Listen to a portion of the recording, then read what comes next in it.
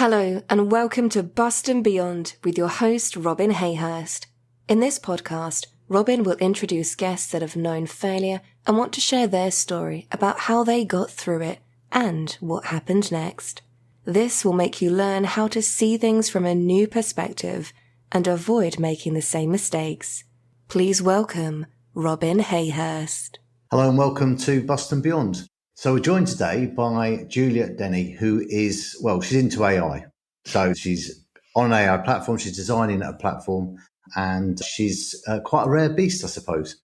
So hello, Juliet. Hello. Robin, thanks very much for having me on. It's nice to see you. So we've had a pre-chat and we've been talking about all kinds of things. So hopefully the conversation is going to go all over the place, as it already has. So tell us a little bit about how you kind of started your career, how you got into what you do, what you have been doing. Yeah, so I think I was quite lucky. I came out of university, 30 years ago type thing. And I was working in a pub at the time during the university holidays. And I met a guy there who ran a box software company. And he was like, well, you know how to serve a pint. So how about coming to work for me in my box software company? So he did distribution. And my undergraduate was in marketing. And I said, yeah, but I really want to sell.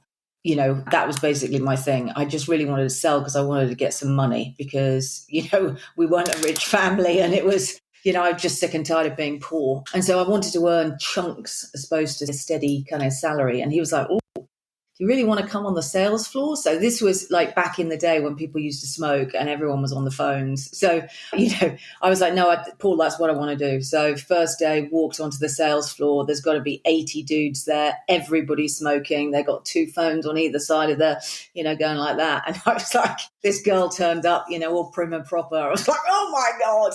But I loved it. Whoa, I loved it. So it was a time when kind of the market was just opening up and traditionally, Gem had always sold into the UK, but they started getting a lot of international, inbound inquiries and also, just opportunities to sell, internationally. And because I'd lived, so I was born in the Far East, I was born in Tokyo and then lived in Singapore and Malaysia. I was like, look, let me deal with all of this. And, the guys didn't really want to do it. So we ended up starting export department for Gem and it was fantastic. I mean, I just loved every single second of it. Very successful, some good money. And that was really what established me in the software business. So I knew that I was not going to go anywhere. Anyway, I earned a bit of money and then decided I wanted to go to Bolivia because that's where Paddington Bear lives. And he likes marmalade and I like marmalade. And so I was like, right, I don't know anyone who's gone to Bolivia. Let's go to Bolivia. So I went to, gave up the job, went to Bolivia. And while I was in Bolivia, I ended up meeting my husband. So it all happened very quickly. We met and married within 5 months, I think. We got engaged after. So he was actually English and he was living in Argentina. So we came back to the UK, got married, and then he decided he was going to go to Harvard Business School. So he got into Harvard Business School and we went to Boston. And during that time, I was lucky enough. So I was working. I was involved in the dot-com boom and bust. And this was literally, for those listeners that, are young and don't realize how new the internet was, this is when the internet had first arrived. So we were getting the new kind of consumer internet products and we were getting, the business internet products out there. And I was just like, this is the coolest thing. So obviously being in box software, you build a software product, burn it to a CD-ROM or whatever you're going to have, and then you ship it, right? And then when it needs to be patched, you have to send out a patch and it's laborious, it's slow, but with the internet, you could basically create these products, patch them in real time. And it was just like this living, breathing software product. And I was just like, this is the coolest thing ever. So I arrived and did the kind of boom and bust. I mean, literally. So I was like employee number 300 of this company called Fair Market that was later bought by eBay. And then, I was one of the last people to go and there were 15 people. So that's basically what happened in the short period of time. So it was just a ride, but I was just totally in love. Then I also got the opportunity to do my master's at Harvard, but then we ended up coming back to the UK and I was like, right, this is it. I'm going to start a SaaS B2B business. And so just to break in there, yeah. What is a SaaS?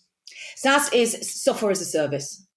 Right. So software. So if you think about Salesforce or you think about that is software as a service. So Basically it's taking a process. So in the idea of Salesforce, you're managing the sales process. That's what you do. Well, that's what Salesforce does. And it basically codes up that process so that, humans have to follow best practice, to basically deliver sales. So it allows you to manage things like sales cadence, conversion rates, metrics, targeting, all of those kind of things. So that's all SaaS is. It's software as a service. And what it means is... Just to pick up on a couple of things. Number one, marmalade. I love it. I love marmalade as well. So, the more bitter, the better. Yeah, locally made marmalade, fantastic. The second one was you described in the sales floor, and it always reminds me of one of my best mates who was, I think he was working for Barclays, but he was in the foreign exchange, and I can't remember some big thing was happening. He was on the sales floor, fag in hand, 2 telephones, and the Times took a photograph of him. And it ended up on the front page of, I think it was the Times. It might have been the Financial Times. Don't know which one. But yeah, so he's got his black and white shot of him because it was back in the day when, a young trader. And it just, that vibrant look, whoever took the photographer must have been really good because it was just a fantastic shot. And it kind of showed the pace. Yeah. And I can just envisage you being on the sales floor and the same kind of thing. All these people smoking and phones and, And then they got to crazy, but it was fun. It was crazy, but it was fun, and it was intense. And then when somebody used to get a sale or something big happened, it was like people standing on tables. It's not Wolf of Wall Street because obviously we were in Harlow, so it's hardly like New York. And there was not that I can remember anyway. There was no kind of drugs and quaaludes and stuff like that. They mostly just missed you out. On that. Yeah, exactly. Yeah, I miss that. Yeah, same with the smoking. Yeah. So we were at the point when you have started your SaaS, which we now know what it is, and you're moving forward with that. Yeah, so we came back to the UK and I was like, okay, well, what's a low risk way to basically start a SaaS company? I'll tell you what I'll do. I will reach out to venture capitalists and banks and the people that are making investment in SaaS companies, and I will see if I can sell them consultancy services. So that's exactly what I did. And I ended up working for, some really good VC and bank units that were making investments into technology companies. And my job was to basically use my experience in sales and sales management to go in, look at what the company was doing, where it was in terms of market validation versus commercial rollout, and make recommendations whether they should make their investment or not. Because back in the day, at the early stages of SaaS, there was a lot of investment going into product building and not market validation and certainly not commercialization. So that was my role. And then I got paid pretty well for that. So what I did was invest in my first developer. And we started building this training needs assessment and process assessment tool for sales. And my next door neighbor at the time, we both had, young kids. We were pushing our prams into Windsor to have tea together with our babies. And she was like, what do you do? She worked for HP at the time. And I was like, I'm building this thing. It does kind of training needs assessment, content delivery, depending on, where your needs with regards to sales process and also, your own personal development. She said, you're building a learning management system. Wheeled around the trolley, ran home, learning management system. And there it was in all its glory. That's what we were building. We were building a learning management system. It was hilarious when I look back. So yes, so we carried on with that, and slowly we started getting corporate clients, and then we added on the gamification layer. And that was really the thing that differentiated us. Because obviously I'm female, can't really take that away with the pink hair, and I had babies. I wasn't really in a situation where I could go out and get a lot of venture money. So we were all self-funded. So we basically just grew this company. And, the company's done really well. It's just past its 20th year. We've got, clients like Apple, HP, Cisco, Centrica, British Telecom, L'Oreal. So, some of the biggest companies in the world. And we're really a niche player in what is dominated by huge, companies. And our focus is very much on gamification and, making learning fun. But relevant to Bust and Beyond, you lost it all, didn't you? Yes, I did indeed. I'm not sure. looking back on it, I think, when you run a company and you're self-financing, through sales, you feel like every day you're kind of losing it. I mean, I've got to say, like, there weren't many periods where it was like, oh, this is so relaxing. Cash flow is absolutely plentiful. Goodness gracious, what am I going to do with all this? And I don't know whether that's just me in terms of I always wanted to kind of build and bolt on and, employ more people and kind of make the company bigger.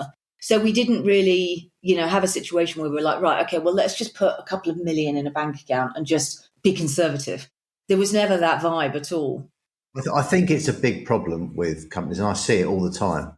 It's that shiny thing syndrome, really, where people kind of, if you do get a bit of money coming in the company, almost rather than give you that security, you reinvest it. So it's quite challenging, and then kind of, your cash flow suffers because of it. And I've done that over a few years. I've kind of stopped doing that. I've actually kind of said, right, okay, the only person that can sell my products is me. And that's it. Forget everyone else coming in and trying to give me a silver bullet to sell my products. And, I've got to understand what people want. I've got to speak to them face to face or, on the phone or whatever. And it kind of works that way. Yeah, I mean, I think it's interesting, isn't it? Because when you're in a kind of high growth field, the CAGR of, the learning tech industry was, like 30% and then dropped down to like, 24%. So there was this kind of understanding that, basically if you weren't growing at that rate, I think we've just felt under enormous pressure. And also the size of clients that we had, that was another thing. They expected us to be getting other bigger clients to give them a certain amount of confidence. But, hindsight is a wonderful thing. Would I've done, but the big, when we were I put the company into liquidation to stop us being forsold by the company that had, asked us to take out a CBIL loan. So I think, we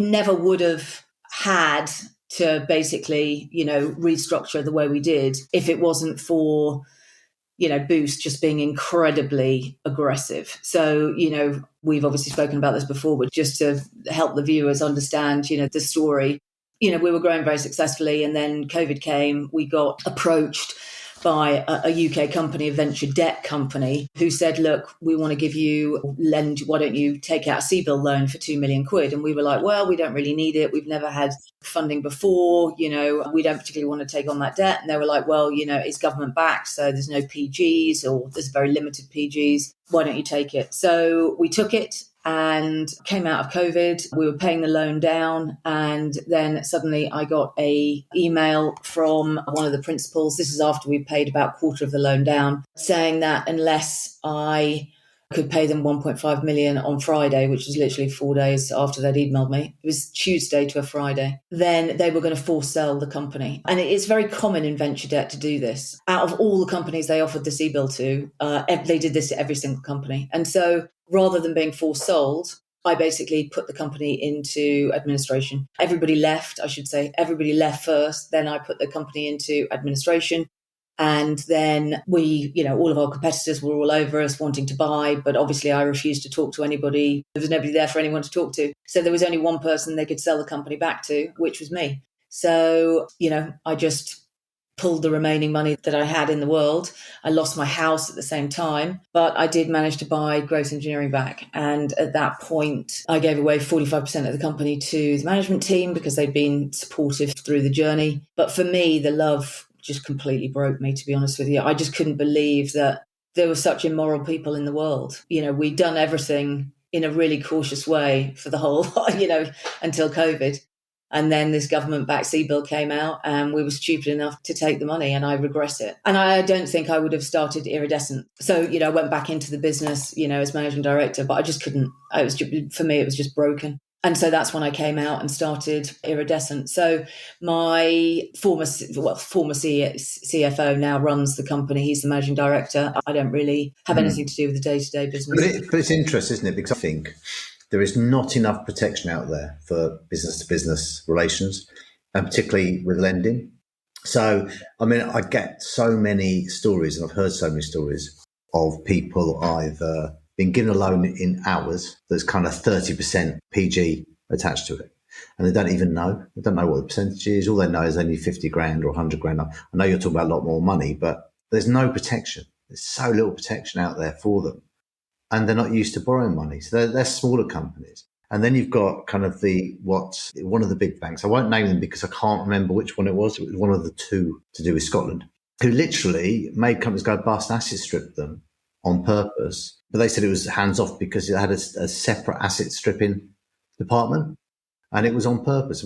And we went through that in some ways, in the fact that we were dealing with a frontline bank, and they decided to put us into special lending because our lending was above our asset ratio. So I think we went over 50% of our assets, according to them. But they also, at the same time, had a charge over a £2 million office block we owned. So over and above that, which means we weren't anywhere near the 50%. But they still pushed special lenders because they said they're ignoring that. And we said, well, okay, that's fine. What we'll do is you take that charge off and we'll refinance everything away from you. And they went, no, we're not going to do that. And we couldn't do anything about it. I actually think when it comes to business, it's an uneven playing field. There's lots of unfair clauses and unfair, things happening out there. And I don't think you're even protected by I can't remember what it's called. I know the consumer has the kind of unfair clauses. So a clause in the contract that is just biased towards one person. I don't think you can do that in business. I certainly think that in terms of the relationship that we got into. So basically what happened was Boost Lending got bought by Growth Lending, which was a South African company. And after that, basically, I think, their business model for Growth Lending in South Africa was just to get the money that was, so as soon as you'd passed the 25%, which was the money that effective was a PG, they just got the money back from the UK government. Yeah, so the 75%. And then on top of that, they got the, whatever it was, $500,000 that I had to put in to buy back my own company.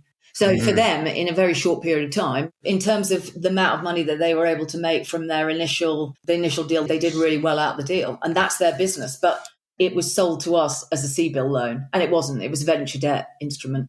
I totally get that. There are so many ways that I think, like I said earlier, that companies disadvantage, even in a county court judgments. Yeah. You can issue a county court judgment, give the wrong address. So you don't have to give the registered address. You can give the wrong address. So if nothing comes to that person, they'll end up with that company, they'll end up with CCJ against them, which unless they go to court, they can't get lifted. Yeah. So many things are wrong. It's like, it goes against business actually succeeding. But what did you learn from that generally, apart from to read the contracts better?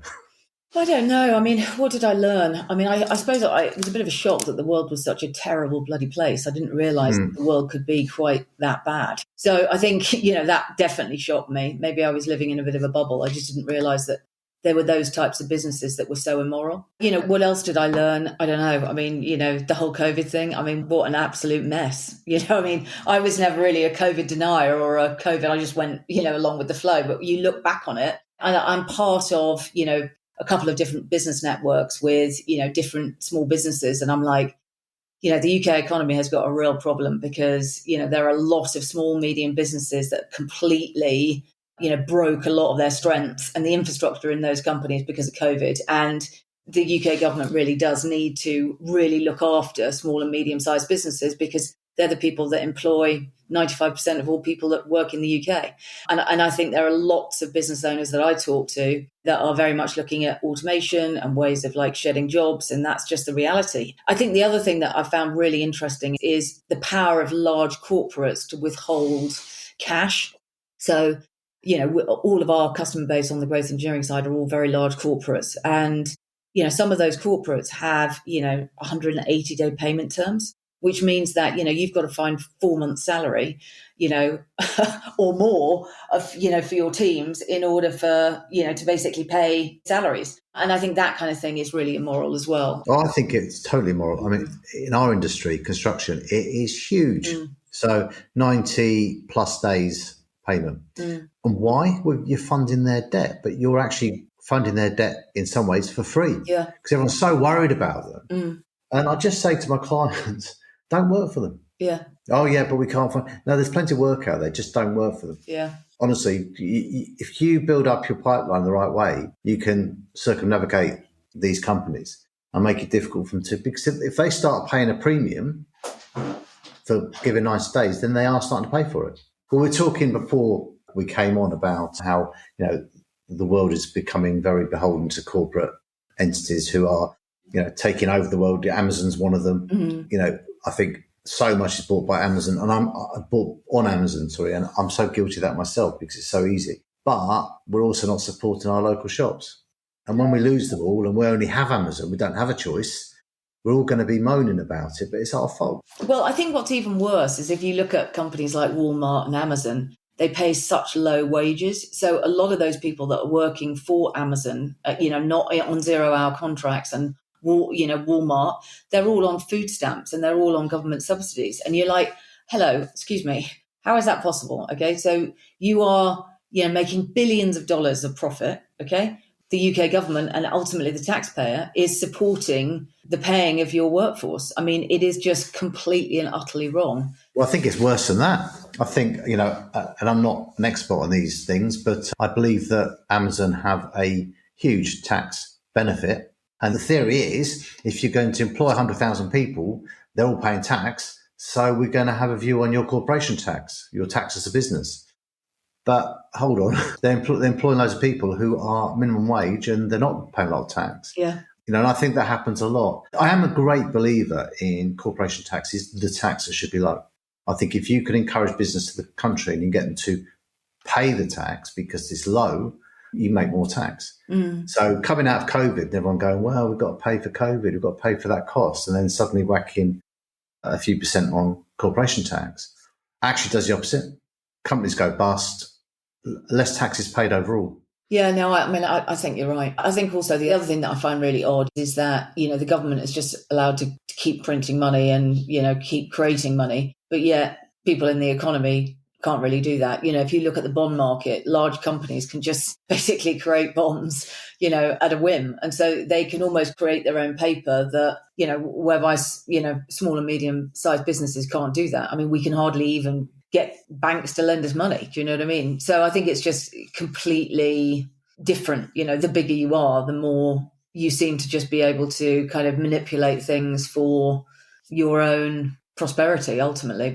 And I so agree with you talking about supporting smaller companies. I think it's so important. And, I'm very apolitical. I think they're all rubbish. My take on it, I'm kind of sitting here looking at Labour thinking they're going to get extreme at some point and they'll be rubbish the other way. So they'll start taxing what they see as rich people. And I think that's a little bit unfair because to make money, not everybody, but to make money, you have to put a lot of risk on the line.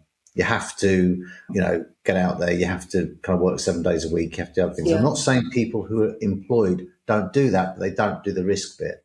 Yeah. And I think you've got to give people credit for that. And they kind of talk about these tax bands. You earn over kind of a certain point, your tax goes up, but you're paying more tax anyway because you're earning more. It all seems a little bit unfair.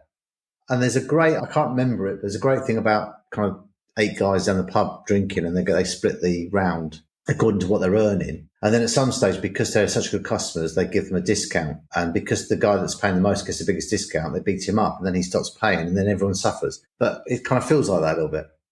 Also on that point about, taxes, and one of the things that I often think about running your own business is the risk profile. It just seems that, if you're an entrepreneur, there's not really that many benefits of actually being an entrepreneur, particularly if you look at, the responsibilities you have as a director, like in a limited company. Unless your company makes a lot of money, and most companies don't. I mean, that is the reality. Most entrepreneurs, stick at, between 1 and 5 people. I just think that there's an awful lot of kind of, responsibility and risk that you have as an entrepreneur that, I think goes somewhat unnoticed, basically, and you're not compensated for. I totally agree with that. Yeah. I totally agree. And I think, I do think government has lost sight of that.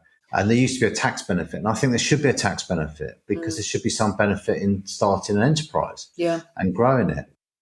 And there are a few grants, but they're really difficult to find. A company will find you a £100,000 grant or 50,000 or 30,000 grant. They'll charge you 10 grand for it. Yeah. It is challenging and it does worry me. One of the problems with my industry, construction, is business owners don't see themselves as entrepreneurs either. Right. And many of them are working for salary or less. Right. So they don't kind of quite get how to put it together and make a profit. Some aren't. I'm not saying all of them, but some aren't. And when you look at failure rate of businesses is kind of between 70 and 80% in the first 5 years. Yeah. It shows there's a problem. Yeah. A huge problem. Yeah. And I don't really think that we've kind of got any, I don't think we've got our current government are going to provide a solution. And I definitely don't think the last government did either. And it seems that us people in the middle, we're not looked after by the Conservatives because they seem to be into big business and big. And we're not looked after by Labour, who into, small business. Yeah, I mean, I have to say, I don't really know enough about, either of their policies to sort of comment. But I mean, I definitely do think we do have a problem.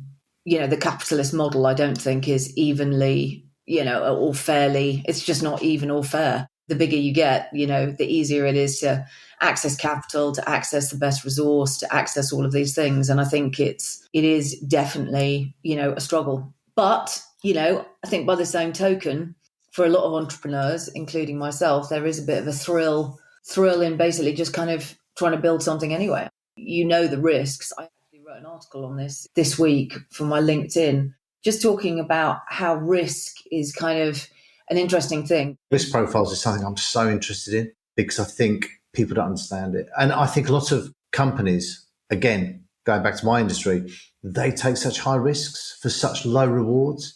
They kind of go, well, I'm not sure about what's in that hole there, but I'll just, allow this, allow that, allow the other, and then get it completely wrong. And they don't have the cash to cover the risk. No. But I think that is a problem, when you are small. You do things because you just don't have the luxury of doing anything else. Like cash is king, you got to bring the cash in. And so you end up doing things you wouldn't normally do. And I guess that's how innovation happens, You basically just try and kind of shortcut things or try and do things more efficiently or and then hopefully by doing that, you earn some money that you can invest back into the company and keep it growing, And yeah. It always interests me as well, the people that take the entrepreneurial journey, because I think those people very much prefer to back themselves than they would work for somebody else. So I know for me, I would much prefer to start a new company, from scratch, like I have with Iridescent, than I would be in a situation where you're working, for a company that you don't really believe in their vision or you don't really believe in what they're doing, I totally get that. I just think I have my own company and I'm an entrepreneur because I'm unemployable. That's my take on it. But I'd like to start another development company. I am thinking that will land on my lap at some stage, some, possibility. But I love building stuff. I love building houses. And I think we did such a better job than most of the people out there. So if someone came to me and said, look, we've got some land, we've got some funding, do you want to jump into this? I would, but I would carry on doing what I'm doing now as well, because I've fallen into this accidentally and I love it. Because you can have an impact on other people's lives. There's definitely at least a couple of companies I've saved. So that's a nice feeling. So yeah, it's a strange world out there. And I think, the world of entrepreneurship. Yeah, I think it's interesting, isn't it? How many young people are doing these kind of side hustles, and, a lot of people think that being an entrepreneur is almost like it would lead to a better lifestyle, but I'm not 100% sure it does. I think it's the attitude that you have, whether you work for somebody else or whether you work for yourself, that allows you to, kind of live the lifestyle you want, rather than, I'm going to be an entrepreneur and then I can have the lifestyle that I want. Yeah, I've learned a few lessons around that. One is you've got to live the life you want now. You don't come tomorrow. So, I will when is a really bad way forward, because when might never happen. And I think the lifestyle or the kind of the love of life around being an entrepreneur is to do with loving what you do. So my hobby is my job. Some people might say it's really unhealthy, but I like doing what I do now and I like tinkering away. So, and because it's so varied, it's from building funnels, used to build houses and now build funnels, to, coaching people and writing blogs and doing podcasts and stuff like that. It's all kind of stuff that 5 years ago I would have fallen over laughing off my chair if someone told me I was doing it now. But it's just something I kind of wander into my office and tinker with. I enjoy doing. And I think that's why entrepreneurial approach to life is seen as being more kind of carefree, because hopefully You're doing it because you love it? Yeah, I think so. I mean, I've certainly really enjoyed my career. Like if I compare myself to my dad, retired at 55, absolutely hated every second of his job. There were parts of his job that he liked, but I mean, that was the social side of it. It wasn't his actual job. But I have to say, I love my job. The bit of my job that I don't enjoy is managing people. The older I've got, the more I just know. When I was younger, I knew I didn't like managing people. But now I'm older, I'm like, no, I don't like managing people and I don't want to manage people. So I need to have people within my ecosystem that like managing people, because I like researching new ideas, writing blogs, basically writing product specifications, talking to customers. I just don't like managing people. I don't like mentoring people. I just don't like it. I don't like small talk. I'm I don't very different. Yeah, I'm very different. I do love managing people, but what I have become as I've got older is much more direct. Right. And I think it's kind of take it or leave it. You know, you're going to get the truth off me. I'm not going to kind of go around in circles. And it doesn't work with everyone. I think it's one of those things as well. I think if you're a born people pleaser, which, I am, it's a real weakness in my personality. Of course, you don't like managing people because you can't have direct conversations, as you say. It's easy to manage people if you're very direct and you know what, you're thinking. Whereas, my personality is I just prefer to avoid conflict. So therefore, I'm a bad, people manager. Yeah. And I know why I'm such a bad people manager. It's because I'm a people pleaser. Yeah, I totally get that. You want to tell them what they want to hear, not what they need to hear. And I can't help myself. I can't help myself. I'm the worst. I'm like, oh, you've done such a good job. Even though in the back of my mind, I'm going, that is absolute crap. That is just substandard and not the way, I want things to work in this company. I definitely learned that, And I think people love to be reporting into somebody that's got a real big vision for things. And I think, I'm good at that. Like, I'm good at saying, this is basically where we want to go. This is what we want to do. But that does not make me a good manager. So people who have... But it's important to bring people along with your vision. And that's something which I try and get my clients to do, because they kind of have a vision, but it's like a new system. You might disagree with this considering what you do, but, to force someone into a system without them understanding why and being part of the plan of the system kind of makes it a lot harder. And most systems fail, most processes fail because they're not actually used. So I would agree 100%. That's a major problem in, enterprise platforms, SaaS platforms. So people are basically told they need to use it. And they're like, well, I don't want to use it. I don't want to work in that way. It doesn't reflect the way I work. Why can't it work like this? Why can't it work like that? And AI will be really interesting in that, because the way you code up an AI platform as opposed to a SaaS platform is much more kind of fluid. So I think we are moving towards, like conversational interfaces whereby rather than being forced into a kind of linear process that, happens within kind of SaaS, you will be able to have a more fluid conversational type interaction with a platform that will ensure that you adhere to a process, but by the same token will give you certain flexibility that you think you've got more control over. And I think this is all coming with AI. Yeah, I learned a lot around that when I was looking for a new software system for my construction company. And it took me a few months to realize I couldn't find something that emulated my systems. I had to adapt my systems to the software. It was a bit of a game changer, really. Simple. Once I did that, I realized, actually, this is really good and it covers everything, but it doesn't do it the way I would do it. But I'm not going to find anything that does. So that was kind of quite an interesting thing. But yeah, I think AI is going to have such an impact on everyone. And I was showing a couple of people some AI, just simple, basic kind of writing letters and stuff like that, AI stuff. And they were kind of astounded, and the speed and, writing an advert for a role or anything like that.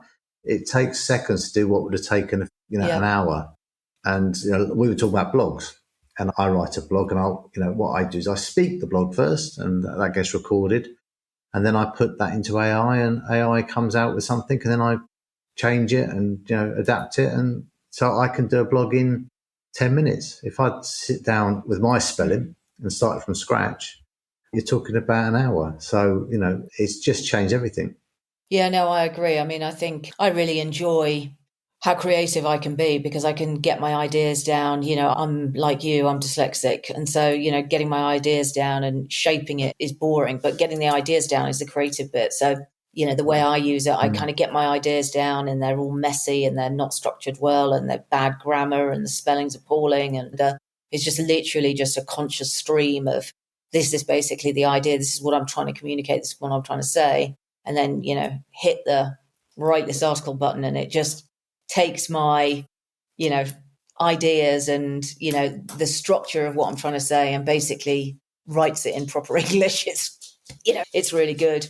And so rather than me being completely terrified to write anything down, because I know it's going to be bad grammar, it's going to be terrible spelling, it's going to be errors everywhere, it's, not properly proofread.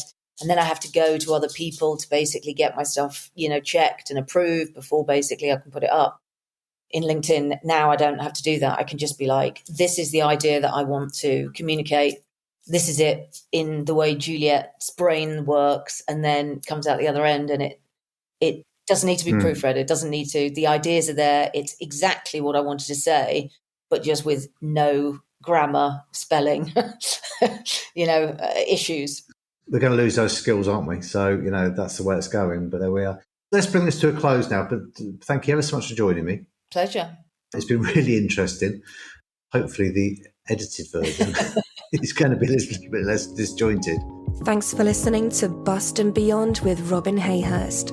Be sure to tune in next time and visit his website at robinhayhurst.com.